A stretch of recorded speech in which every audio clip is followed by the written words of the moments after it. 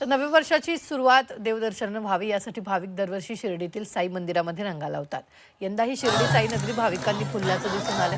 तर राज्यासह देश विदेशातील भाविकांनी नवीन वर्षाची सुरुवात साईंच्या दर्शनानं केली।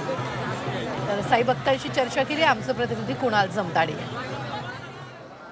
नववर्षाची सुरुवात सैवांच्या दर्शनानं करण्यासाठी लाखोंच्या संख्येने साई भक्तांनी शिर्डीमध्ये मोठी गर्दी केल्याचं चित्र बघायला मिळत आहे। आणि आपल्यासोबत बोलण्यासाठी साई भक्त आहेत ज्यांनी रात्रभर रांगेमध्ये उभं राहून दर्शन घेतलेलं आहे आणि आपल्या प्रतिक्रिया ज्या आहेत ते व्यक्त करत आहे। काय सांगाल, तुम्ही कुठून आले आहात आणि नवीन वर्षाच्या पहिल्या दिवशी तुम्ही साईबांचं दर्शन घेतलेलं आहे? आम्ही राजगुरुनगरवरून आलेलो आहे। आम्ही काल रात्री 1 वाजता इथे आलो आहे आणि तेव्हापासनं बाबांच्या दर्शनासाठी रांगेत उभे आहोत।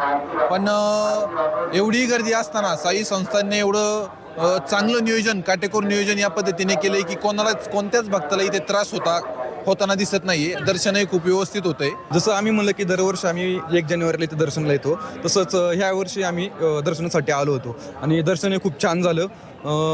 जसं की माझा मित्र म्हणला की साई संस्थानांनी ही जी सोय केली होती दर्शनासाठी एकदम व्यवस्थित, कोणाला काही त्रास झाला नाही, एकदम छान दर्शन झालं। काय सांगाल, साई नगरीमध्ये तुम्ही आलेला दर्शन घेतलं आहे, काय खूप प्रसन्न असं वातावरण आहे, खूप छान वाटतंय आणि 2026 हे साईबाबांच्या आशीर्वादाने खूप छान प्रकारे जाईल हीच अपेक्षा आहे आमची। आम्ही हर वर्षी पहिली यात्रा करत होते, परंतु यंदा काही कारणास्तव यात्रा कॅन्सल झाल्यामुळे आम्ही काल 31 तारखेला इथे 6 वाजेपर्यंत पोहोचलो आणि साईचं दर्शन रात्री 12 वाजतापासून उभे रांगेत आता 7 वाजता दर्शन झालं। आमचं दर्शन खूप व्यवस्थित झालं आणि गर्दी कारण खूप आहे, हर वर्षीपेक्षा गर्दी यंदा जास्त आहे। कुणाल जमदाडे, झी 24 तास, शिर्डी, अहिल्यानगर।